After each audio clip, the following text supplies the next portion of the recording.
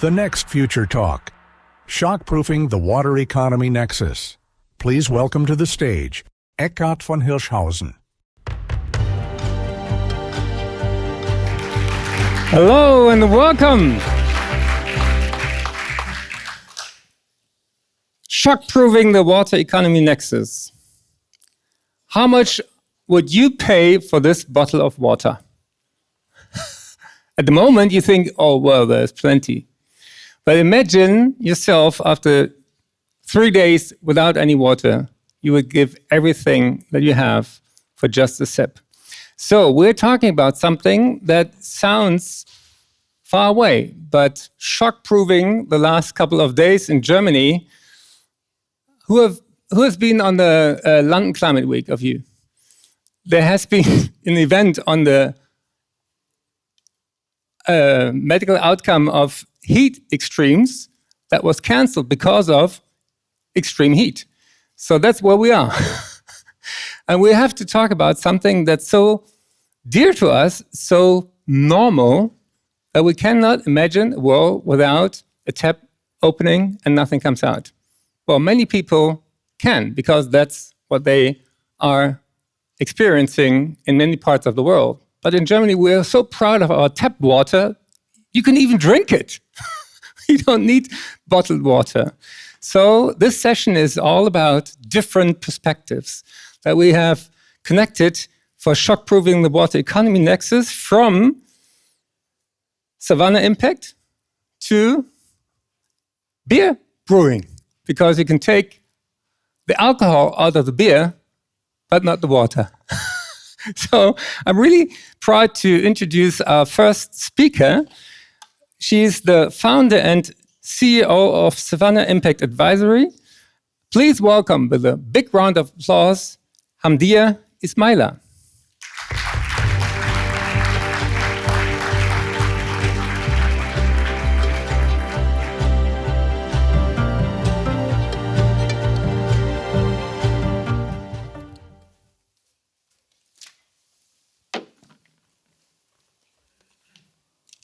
Good afternoon. Good afternoon to you all. Your Excellency, distinguished panelists and the moderator, business leaders, distinguished ladies and gentlemen. I'm delighted to be here today to open the discussion on a very important resource of our survival, which is water. And it is very dear to me because I come from Ghana, and I don't know how much you follow the news coming out of Ghana. We have successfully polluted some of our freshwater bodies through illegal mining, and now there's a whole lot of discussions around how do we clean it, how do we make it drinkable. And this morning I was talking to the moderator around the fact that when I got here, I asked myself, why don't I have water in my room? And they said, you can just drink from the tap water. I wish we can do that in every country so that we can reduce the plastic pollution because of one-time usage of water. But let me go back to why we are here this afternoon. The world is faced with enormous macroeconomic shift, and for decades, the global financial architecture has treated water as an infinite, cheap commodity, and which is public good. And so direct investment into water is left for government alone to do. And therefore, because of that, we have always waited for government to take charge and try to solve this problem, but it's increasingly becoming impossible. So the era of that has changed, and so what it meant is that the cycle of fracturing, and within it, the instability that it causes, and the risk that is associated with it, meant that we need to begin to think about how do we bring in other sources of capital to make sure that we are able to build that resilience in dealing with the water situation. Let me just talk a little bit about the topic and why I think that the areas I think we should be looking at, and some of the things I have seen happening in globally that potentially we could also begin to see how that could be replicated.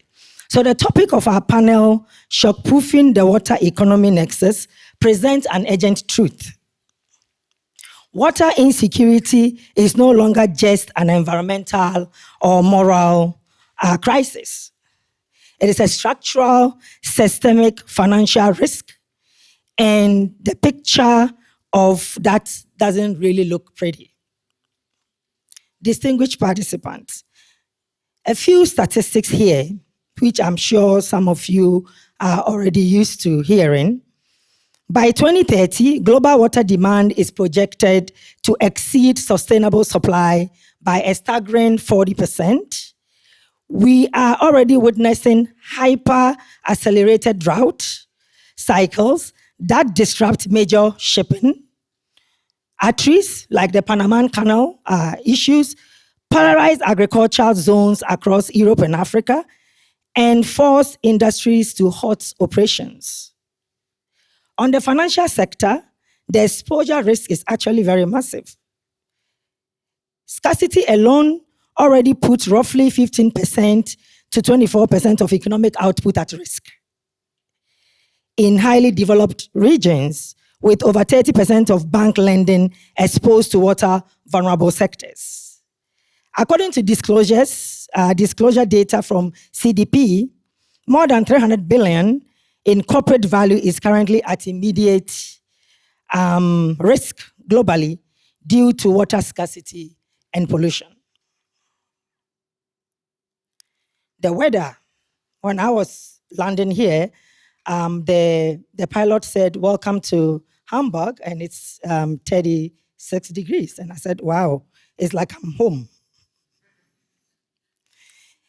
And so weather and climate-related extremes are also driving monumental asset losses.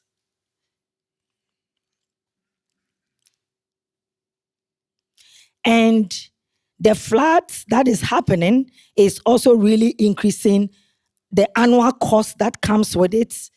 It's something that we really have to sit and look at how to deal with it, because most of these are also not insured.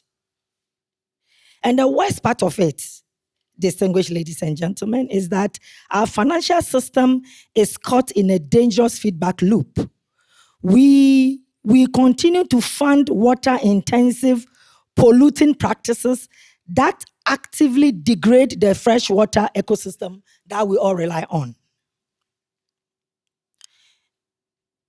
And so fixing this structural fracture requires a capital reallocation strategy. And that's what I started by saying, that we need to see how we can drive more private capital into this when I begin to wear my investment hat. To bridge the gap and to achieve the UN Sustainable Development Goal, by 2030, the World Bank and European Investment Bank estimate that we must triple or quadruple current global spending to over about $1 trillion to be able to deal with these water issues, which is roughly about 1.2% of global GDP. Currently, developing nations spend an average about 0.5% of their GDP on water infrastructure. And we are facing an annual spending shortfall of about around 40 billion, just for basic water and sanitation. So let me come back and say that as an investor, I wouldn't like to look at this as crisis, because in investment, we look at crisis as investment opportunity. So I would like to turn it around and say, there's an opportunity. So the massive capital requirement is not a sunk cost. It is one of the most significant investment and commercial opportunities actually of our time. The CDP value water-related market opportunities spanning water smart technology, efficient infrastructure, and circular supply to almost about 700 billion. And I think this is a great opportunity for private sector to begin to look at, and it's an opportunity for us to begin to draw private sector in. And so the public sector cannot fund this, which meant that private sector have to begin to come in because this mandate is beyond the public sector.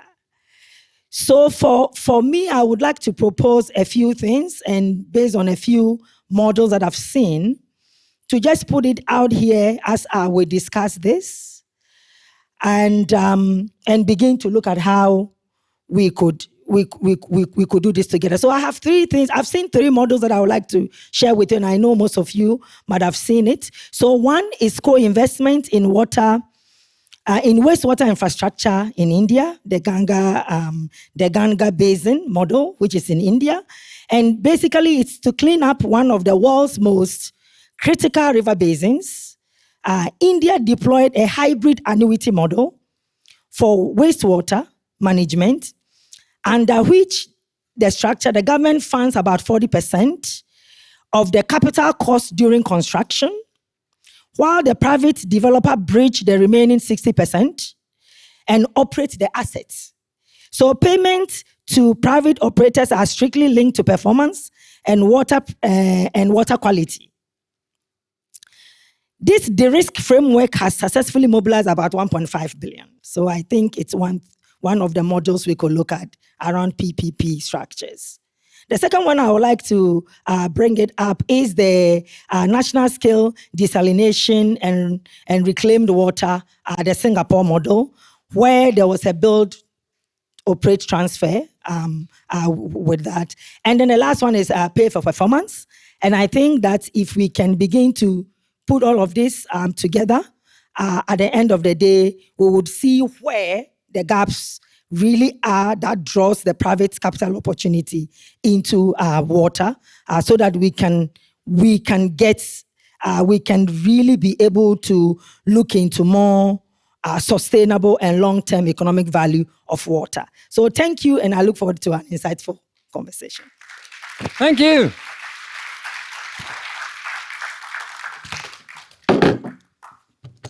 I didn't really introduce myself. I'm Eckhard Hirschhausen. I trained as a medical doctor, and so I was always aware that our brain consists of 70% of water. And this becomes obvious with some people more easily than with others. But without water, no life. And I want to give you some examples that I just collected at the HSC. I am the founder of Healthy Planet, Healthy People Foundation, and I help in getting all the great ideas of this conference out to the public because I work on German public television. I'm world famous in Germany. So I was curious, how many of you saw these signs? Are they in the girls' toilets as well? So, be mindful with our world's resources, save water, the world is in your hands. And you think, should I wash my hands? The whole hand? Of course, but we have a lot of waterborne diseases. So this is the case. We are losing a shared reality, as these 2 women illustrate. No idea what they're seeing, but in the world of AI, we're losing the idea of what is the basis of health. It's water and air, and as Ismaila pointed out, it has to be clean. It's so easy to pollute water and so hard to get the pollutants out. Planetary health is a big word, One Health. But this is our home. There's no water on Mars. If Elon wants to go there, please, one way. But shouldn't we use all the resources on this planet to stay here? It doesn't get any better than this.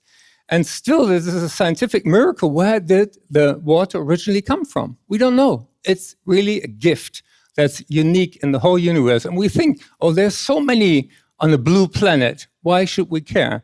Because most of it is not drinkable. And you think, well, it's a problem of the global south. No, it isn't. This is close to where Ingrid and I met in Bonn. This is the River Rhine. And I had almost tears in my eyes when I was sitting there in the river. And I thought, well, when I learned in school, the Rhine is a really mighty river. It's a Lebensader in German. It's something that I never imagined could be ridiculed and shrinked to something that were no shipping. So what does it mean to all the production costs on the way? What does it mean to human health? This is what you learn in school. All water comes in a cycle. What we learn in school as well, we have this cycle within us, part of the big cycle around us. And something that we should talk more about is the virtual water cycle on the third dimension, because that's where all the industry and all the influence comes from. What does it mean if you spend part or most of the time in your childhood searching for water?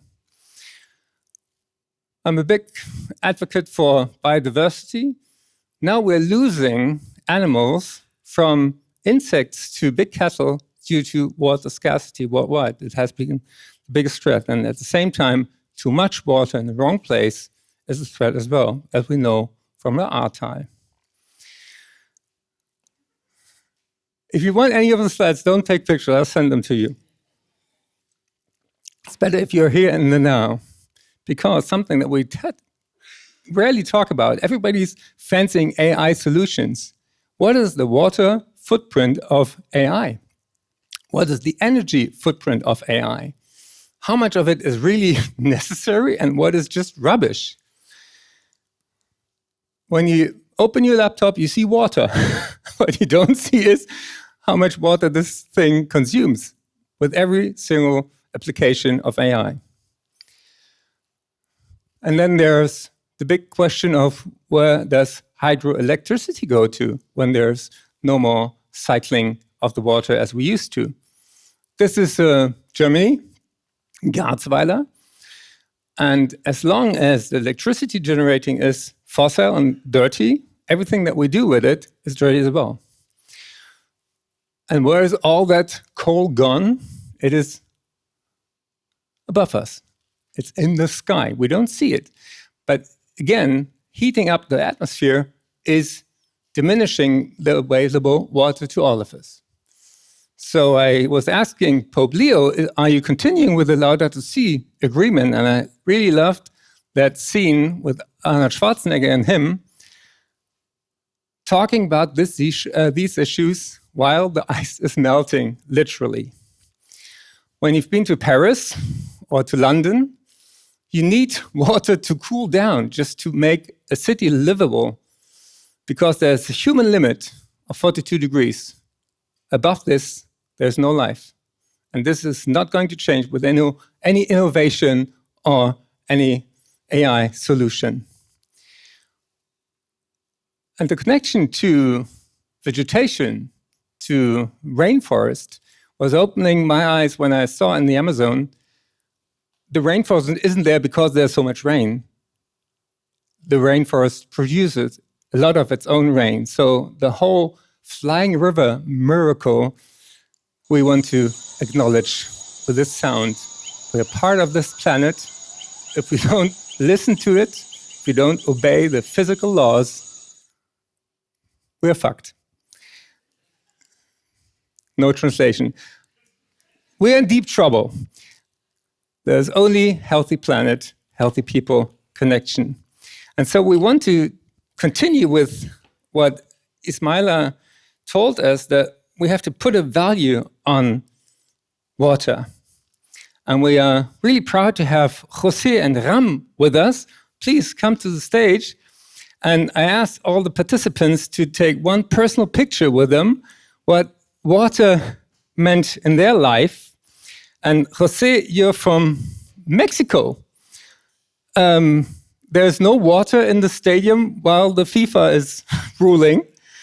I mean, Infantino wants to make every single bottle count, but people are collapsing because of water scarcity, even in your country. Yeah. Yeah. I think your mic has to be switched on. You brought us a picture. Do we have it? I asked for the, maybe you can give us the slide.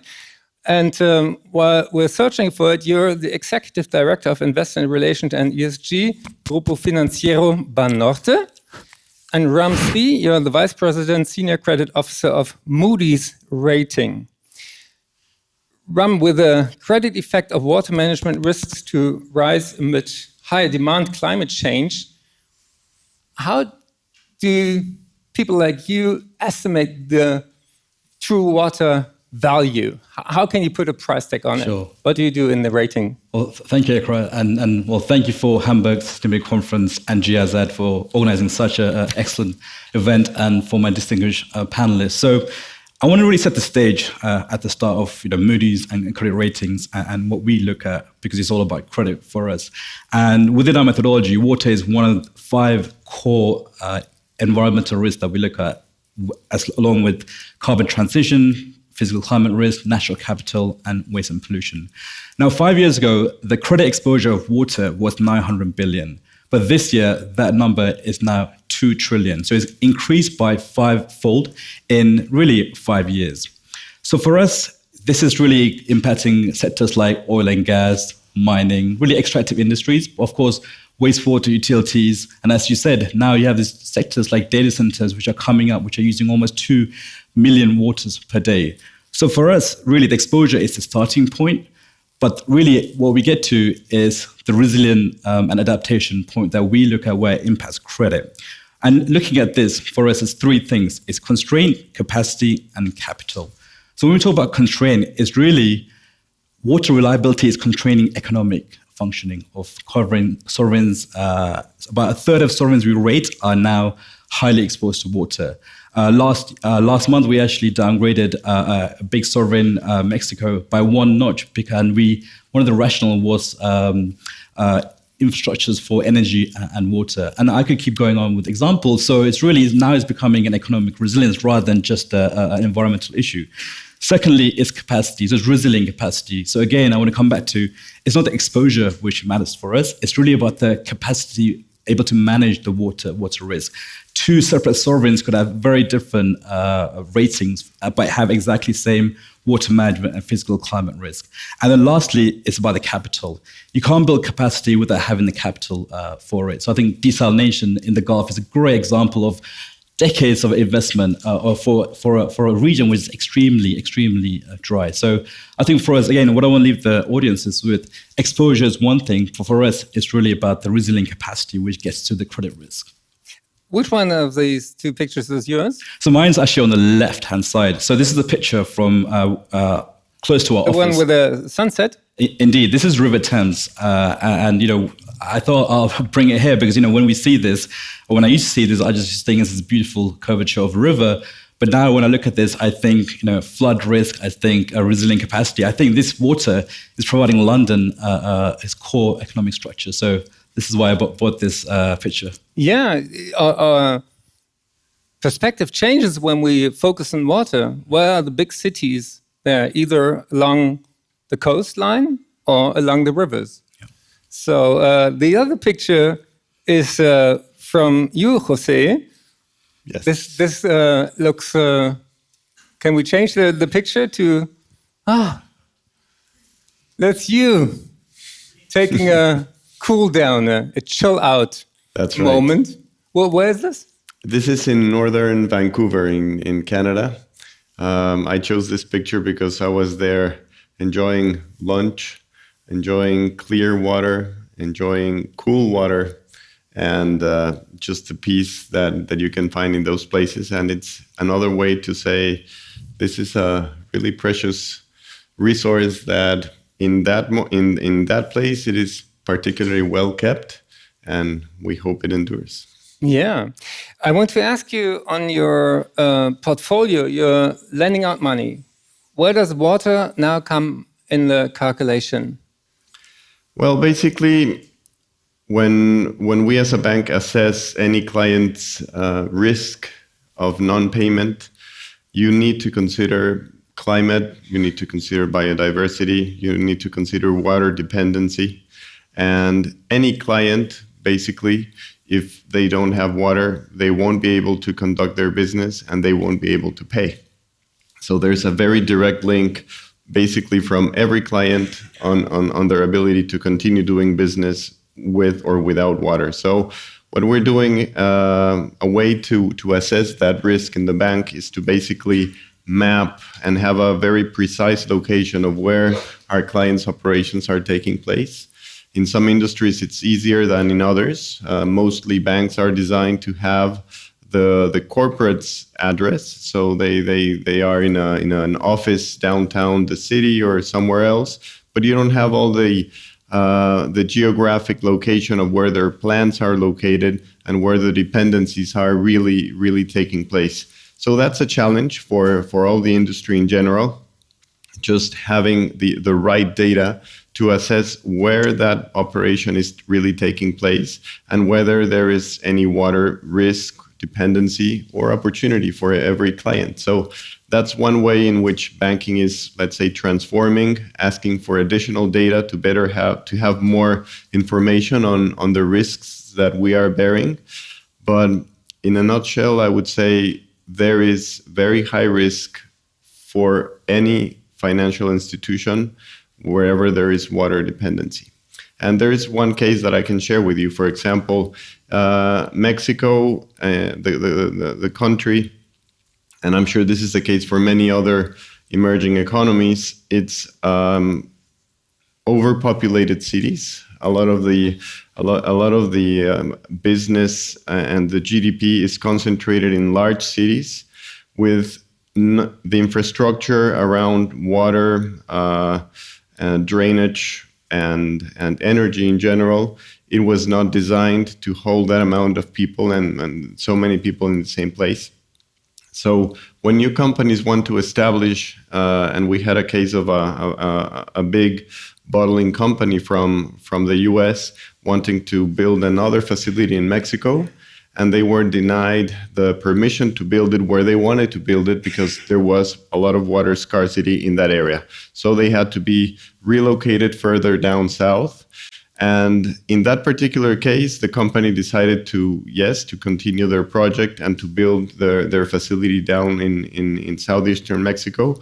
But some other opportunities will say, no, this is too costly for me. This is too far away from the main roads and railroads that I need. So I'll go and take my business somewhere else. So that's another risk also for the country and for banks when there is no water availability and security.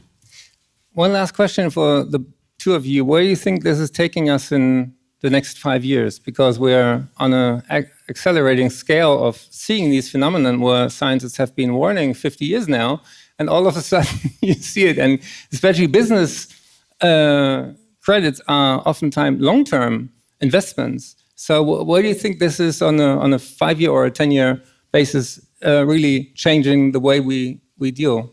Sure. I mean, I mentioned 2 trillion, which are highly exposed to water management. We have 6 trillion, which is moderately exposed. Where it's taking us, you're seeing, many new sectors which are now competing with old sectors like data centers to try to get more water in really narrow places. You have data centers being built in some of the most, water scarce regions. So, but the good news is we are talking about it. It is becoming more of a material credit risk for the way we look at it. So for us, again, we're looking at the credit risk of water, but that is rising. But again, you have all this new sector coming up. So that's the tension between the availability of water, which is very finite, and these new sectors. Yeah. Jose, is water the new gold? Well, I think... Or oil. Many people say we had so many wars on oil, the next will be on water. Yes, I think water is something that will, for good or for bad, will raise awareness very quickly. This is something that when you have water availability, you're not worried about it, and you think that scarcity will come sometime in the future, but not now. And until that day comes, I won't worry too much about it.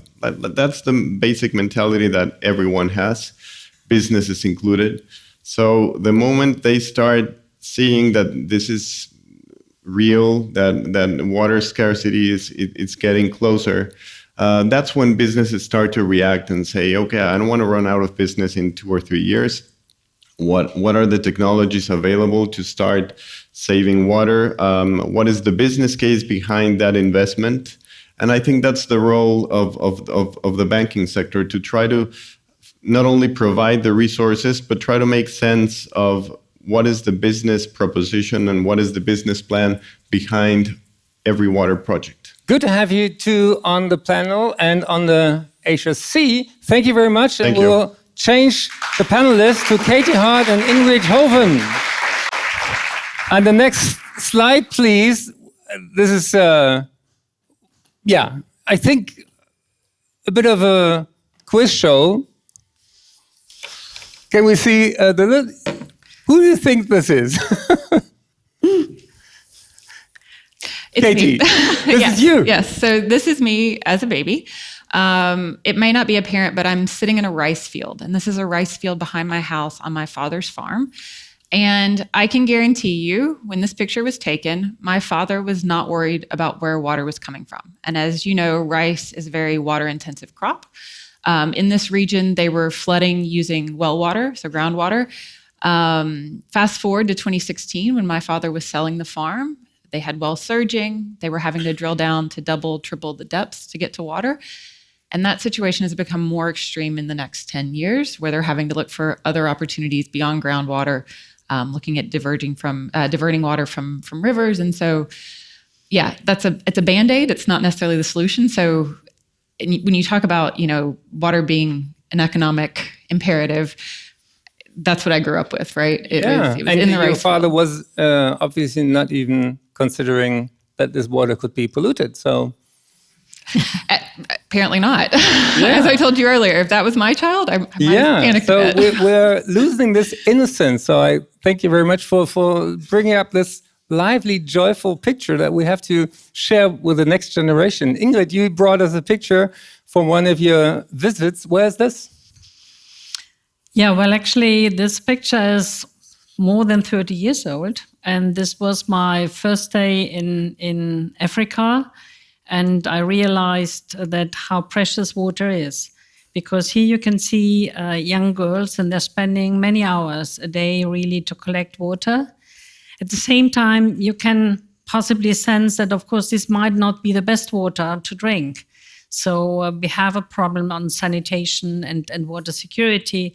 But this was the time, and I spent actually 4 months in this very tiny village in a semi-arid region where I realized, wow, water is really core and center for livelihoods, for agriculture, and also there in this region there is a typical female handicraft. It's local beer brewing, and they also need a lot of water to do this. So water is actually the life cycle of these communities, and therefore I took this picture. And this actually I had this in the back of my mind throughout my professional career. Yeah, and you two have children, I think? Yes. So all of us are coming out of water. Our life started in the sea, and every personal life started within a lot of water until it broke. So we have to talk about this life cycle. I worked as a pediatrician on the catching side. Katie, you're the Global Vice President Sustainability Operations at Anheuser-Busch. So we're talking about beer. Beer. Yes. You can take the alcohol out, but not the water. So what is the point of the largest brewer and one of the largest consumer goods company globally on water risk management? Sure. So AB InBev is the world's leading brewer. We're present in nearly 50 countries. The work we do is very connected to nature, whether that's water, whether it's the agricultural crops that go into our beers. But you're right, water is critical. We don't see it just as a sustainability topic. We see it as a critical business risk to manage. It's important to our operations. It's important to our supply chain, to the communities that we work in. it's imperative to our long-term ability to brew beer. And as we like to say, no water, no beer.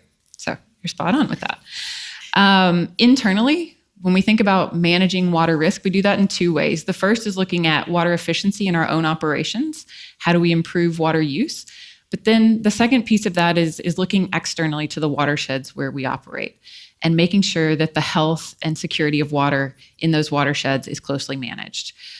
This process is very much linked to business planning and investment decisions because we prioritize risks in high-stress watersheds where that availability can impact our operations, our agricultural supply chains.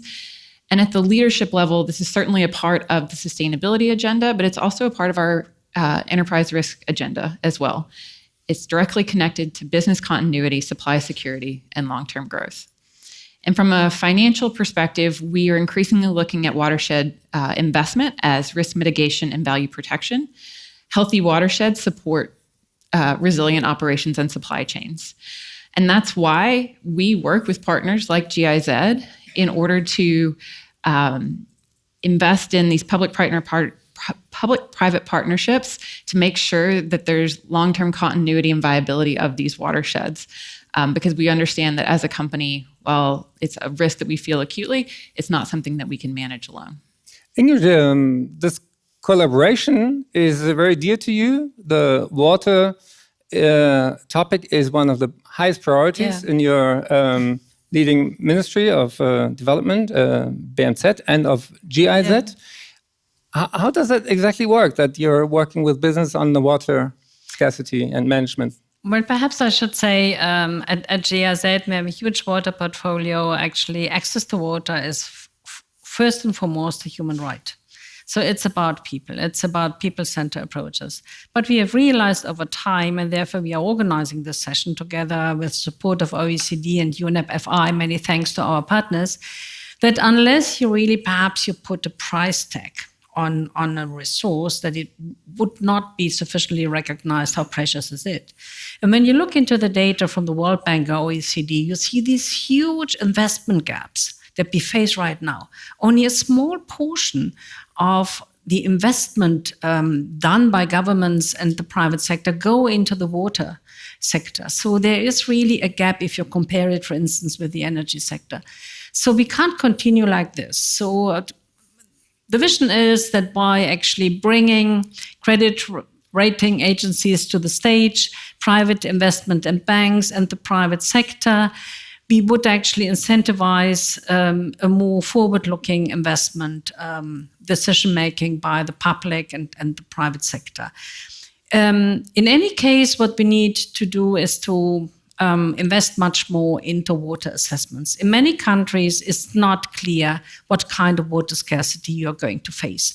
And you have to take it from a vision, where do we stand in 2030 and 2035, in view of demographic trends, in view of production trends. This has not been done. And you have mentioned already, Eric, at the beginning, how much water is being used in this new digital area that we are facing. And secondly, I think we are very cognizant at GIZ that when you look into the water sector, you have to work with the private sector because they can bring in additional knowledge. They have skin in the game, so they are ready to invest, like we are doing this in the watershed management together with AB InBev. But I'm also seeing here in this audience other partners. For instance, when you look how water services are organized in Germany, this is being done at the local level. So our municipal services are core and center to the water provision in Germany. And this is also the case in many countries. So our cooperation, for instance, with the German partnership, German Water Partnership, again, is a bridge really to bring knowledge that we have gained here and cooperate on the basis of this knowledge with the Global South, with other communities, and make sure that actually water services can be sustainable, can last, and can be properly financed. Last point, finance is a big issue. I mean, you've seen many investments in the past, built up of new facilities, and after 15 years, you see them somehow broken down. So to sustain those facilities, it's really needed to find financing models where you can cover the running costs. And additionally, you need, of course, the skilled workforce that is needed to run those facilities. But additionally, and their new OECD report has actually highlighted it, we should also look into regulations and taxation systems that are actually incentivizing a waste of water. Yeah. This is not healthy in the longer term. Instead of investing into the appropriate infrastructure, decentralized infrastructure, services to the people, possibly the incentive system goes into a different direction. So these are like the 4 main pillars that we are now pursuing to put water really core and center in the run-up to the big water conference in Abu Dhabi. And I think this is a unique chance this year really for a collective effort to put water to center stage. For many years, as I have been following the climate agenda, I was always very much convinced that water means to the adaptation agenda what energy has been for the mitigation agenda. We are not yet there, but we are coming nearer to this. I feel the passion, and you two agreed to do a signing right here on stage of a memorandum of understanding, and I hope that we'll celebrate this moment of a new way of understanding on the importance and the urgency of the water scarcity. And Fane is bringing the documents.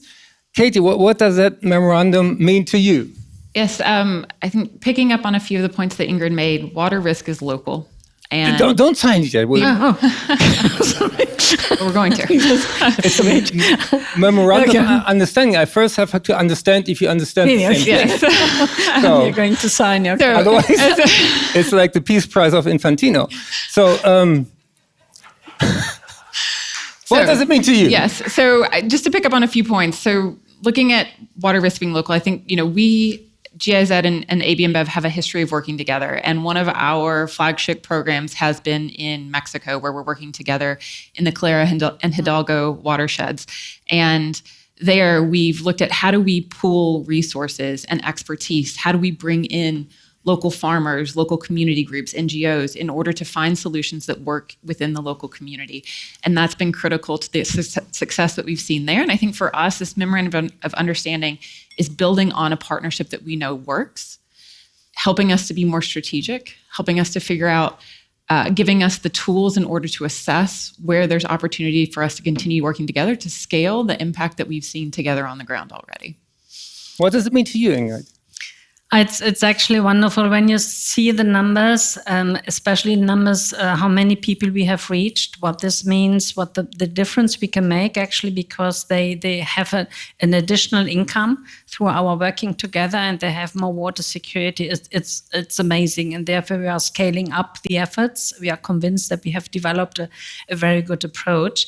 And perhaps I can do here a little bit of an advertisement, because the funding for these programs comes partially through the Ministry for Development, Cooperation and Development, and is being implemented by GIZ through the so-called Facility Develop PP.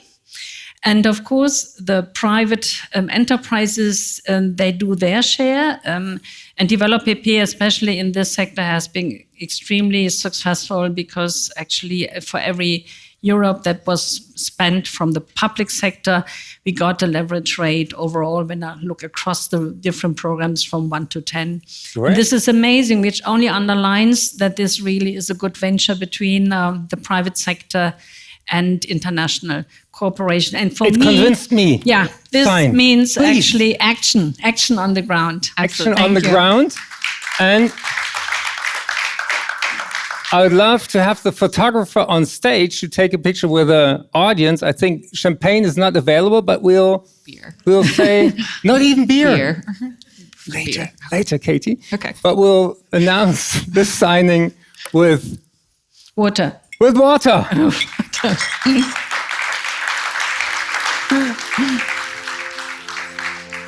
And I want a selfie before we talk about the final note on the big conference coming up. So if you come here with an audience behind for this moment, don't waste water, please. Thank you very much. Thank you. Big round of applause for Katie and Ingrid. And on this memorandum of understanding, now we understand it much better. Last but not least, let me welcome His Excellency, Abdulla Balalaa, to the stage, the Assistant Minister of Foreign Affairs for Energy and Sustainability at the Ministry of Foreign Affairs of the United Arab Emirates. And as already mentioned, we're looking forward to the big water conference, and you're the champion, the water champion. Welcome on stage.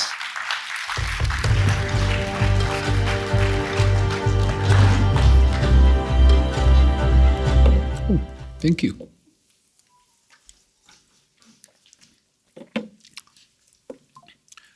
Hello, everyone, colleagues, dignitaries, and friends. Let me begin by recognizing the quality of the discussion we had today here in Hamburg and the breadth of real perspectives and pictures shown, which every day reflect on how important and precious of a resource water is. It's a pleasure to be with you with such distinguished group leaders across government, financiers, and different industries to speak about water. Much of what we have here today reflects a shared recognition across sectors that the challenges we face are no longer isolated, if you want. They are deeply interconnected, and few issues bring that interconnectedness into sharper focus than water. Improving our collective resilience to water-related challenges, as I assume we all know, is no longer an isolated or a peripheral issue. It is increasingly sitting at the center of how we think about economic resilience, financial stability, and long-term growth. Speaking more on water issues, and I would say when water systems are under pressure, whether from overuse or pollution or climate volatility, the impacts do not stay contained. They move fast and they move across systems, different systems. We see it in declining agricultural output, disruption to industrial production, instability in supply chains, and growing pressure on public budgets. And I would add one more: impact on peace and security. And increasingly, we are seeing it reflected in places where we did not before. In price volatility, in sovereign and corporate risk, and in exposure of financial systems. What do we know about that? Well, it tells us simply water risk is no longer an abstract. It is already shaping economic reality. If you map out the Sustainable Development Goals in front of you and start thinking on how water can impact each one of these goals, you will have a good understanding that it touches all these sectors directly, and it can contribute either into its failure or of its success. What stands out even more clearly now is how interconnected these risks have become. Across today's discussion, we see that development institutions are working to close infrastructure and governance gap. Businesses are already adjusting operations and supply chains. Financial institutions and rating agencies are beginning to price water risk into their decisions. But these efforts are still unfolding in parallel, not yet at the scale or level of coordination required. And this brings us to a central point: shock proofing. The water economy nexus is not just an environmental priority, it is an economic strategy. It is about reducing volatility before it materializes. It's about strengthening resilience before disruption takes hold. And it's about recognizing that water sits at the heart of any long-term economic stability. But the scale of the challenge we face is enormous. Recent assessments, including United Nations University's global water bankruptcy trajectory, show that many river basins and aquifers are already losing their ability to recover.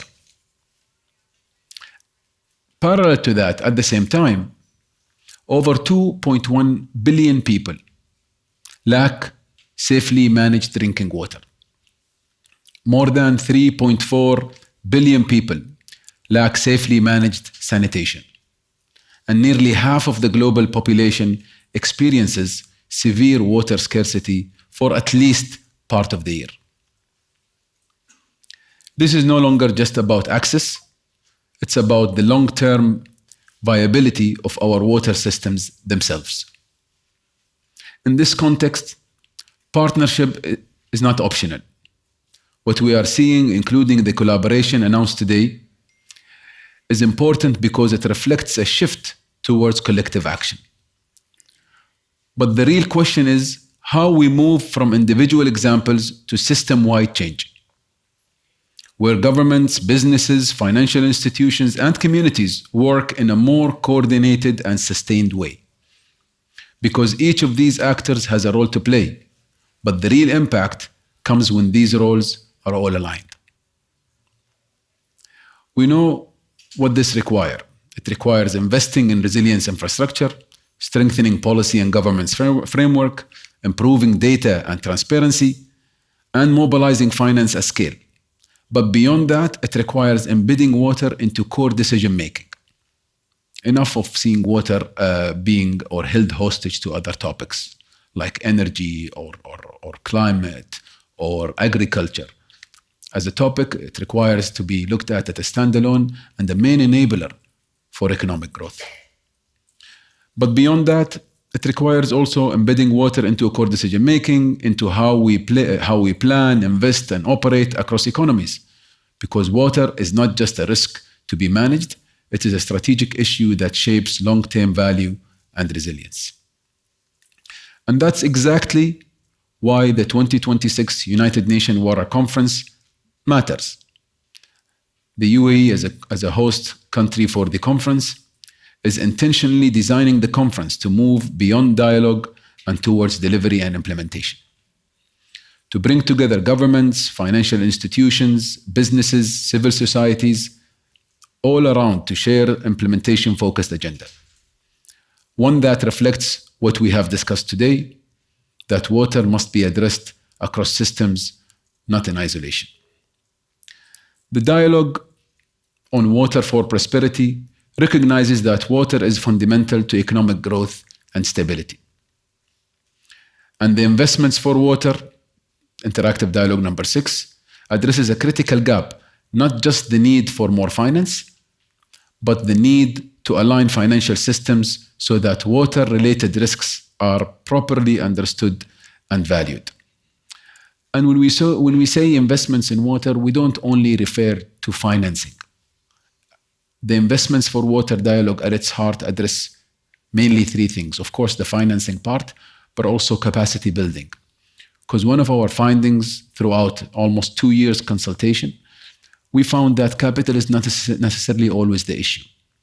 There are countries and places that capital is not an issue, but the know-how on how to deploy it in an efficient way and maximize the benefit out of it is not there. And the third element under investment for water is the innovation and technology, which is something we at the UAE are doubling down at. Because if these risks continue to be underestimated, capital will continue to flow in ways that increase vulnerability rather than strengthen resilience. At the same time, we must invest in people, in skills, institutions, and capacity required to design and deliver solutions at scale. Because technology and finance alone are not enough, it is how they are brought together and who is included in shaping them that determines their impact. So the opportunity before us, colleagues and friends, is clear. If we can better align policy, finance, technology, and capacity, we can move from reacting to water shocks to systematically reducing them. And the 2026 UN Water Conference is not just another milestone.